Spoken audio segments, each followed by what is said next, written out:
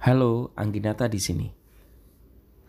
Kali ini kita akan membahas cap tikus, minuman khas Indonesia yang rasanya melegenda. Cap tikus adalah minuman keras yang cukup populer asal Minahasa. Cap tikus dibuat dari sedapan air nira atau disebut dalam bahasa lokal dengan nama sagur, yang kemudian disuling hingga menghasilkan sebuah cairan mengandung alkohol dinamai cap tikus. Sejarawan Minahasa mengatakan cap tikus ini sudah ada sejak zaman kolonial Belanda. Setidaknya ada dua versi berbeda asal Minahasa nama dari cap tikus.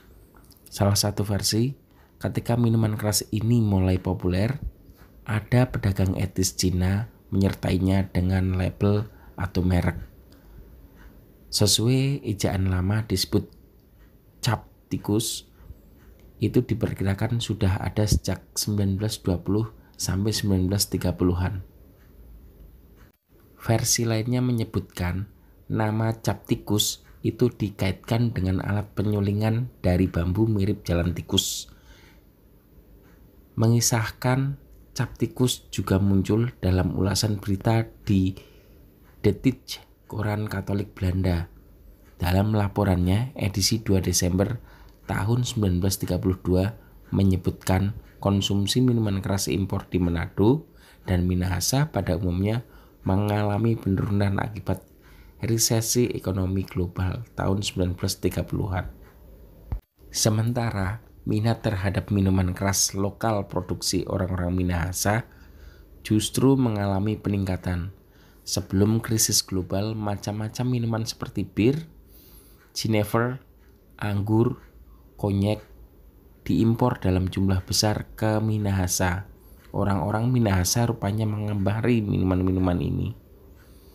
Namun, karena menurunnya impor minuman keras, maka cap tikus meningkat pesat.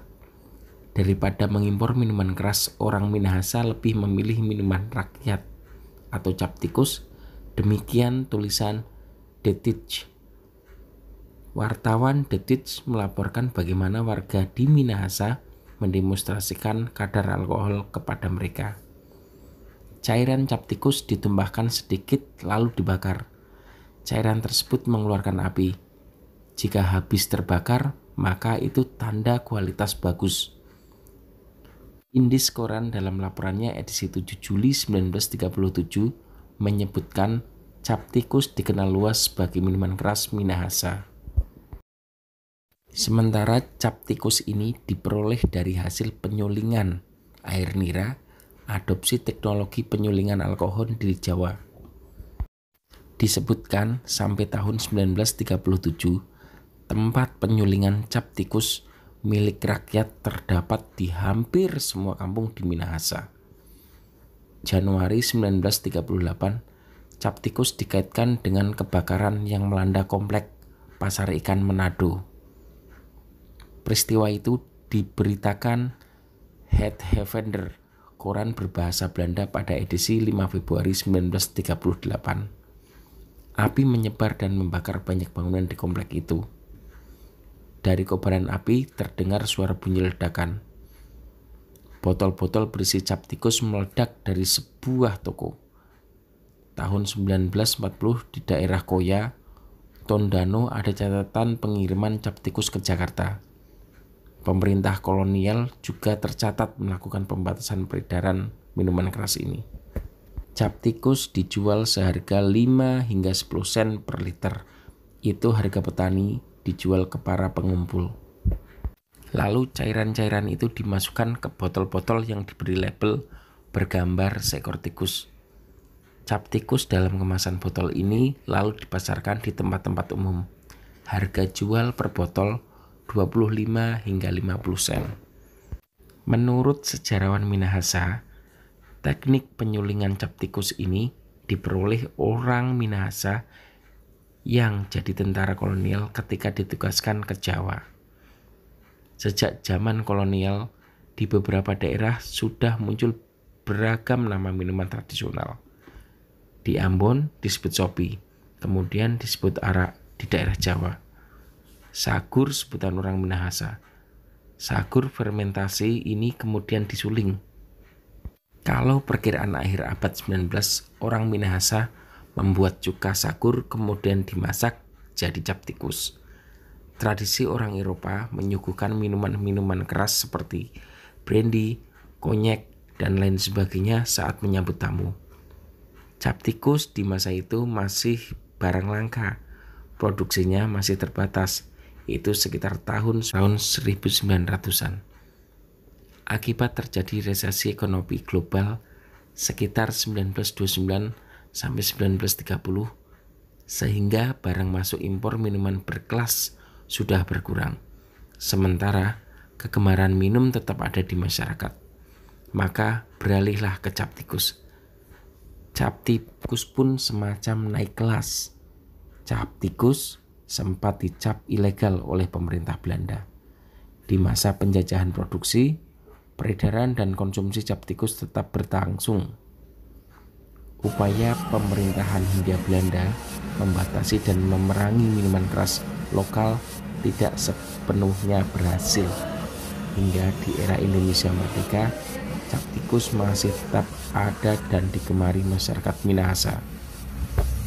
Sementara perkembangan cap tikus ini dalam perkembangannya melekat dalam kehidupan sehari-hari orang Minahasa. Sampai sekarang masih populer istilah pancing dulu. Itu merujuk kepada kebiasaan saat hendak bekerja menenggak miras dengan takaran tertentu. Ada anggapan ini membuat orang-orang jadi lebih kuat kerja atau menenggak ketika hendak makan, semacam resep untuk menambah nafsu makan. Tradisi ini masih dipengaruhi kebiasaan serupa orang Eropa, kata sejarawan tersebut. Sampai tahun 1980, minuman cap tikus itu ada campuran akar-akaran dipercaya berkhasiat untuk kesehatan. Acara khusus minum bersama di Minahasa ada istilah cap tikus obat. Minuman itu sekadarnya semisal untuk menghilangkan dingin di tubuh akibat hawa di daerah dataran tinggi di Minahasa. Cap tikus pun kala itu belum jadi minuman untuk berpesta atau kumpul-kumpul minuman bersama. Masih diisi oleh minuman sagur atau bir. Mulai tahun 1900-an, perubahan tren cap tikus itu jadi minuman saat kumpul bersama berkelompok. Belakangan berkembang varian rasa cap tikus berkembang berdasarkan kebiasaan orang barat mencampur minuman beralkohol. Cap tikus tak sekedar jadi minuman, bahkan ikut digunakan dalam tradisi ritual, dan itu termasuk kekayaan tradisional budaya. Selain diminum, masyarakat menggunakan untuk membuat kue. Mula sebagai campuran adonan diberi minuman beralkohol bermerek Genever, kemudian dipakai cap tikus, akhirnya jadi bagian untuk resep kue. Cap tikus juga digunakan sebagai bahan campuran makanan tradisional Minahasa, yakni RW, daging anjing. Untuk menghilangkan bau daging dicampurkan setengah botol cap tikus. Perkembangannya cap tikus jadi komoditi perdagangan. Bahkan bahan bakunya berasal dari pohon aren tersebar di wilayah Minahasa. Daerah penghasil cap tikus diantaranya Motoling dan Lagowan.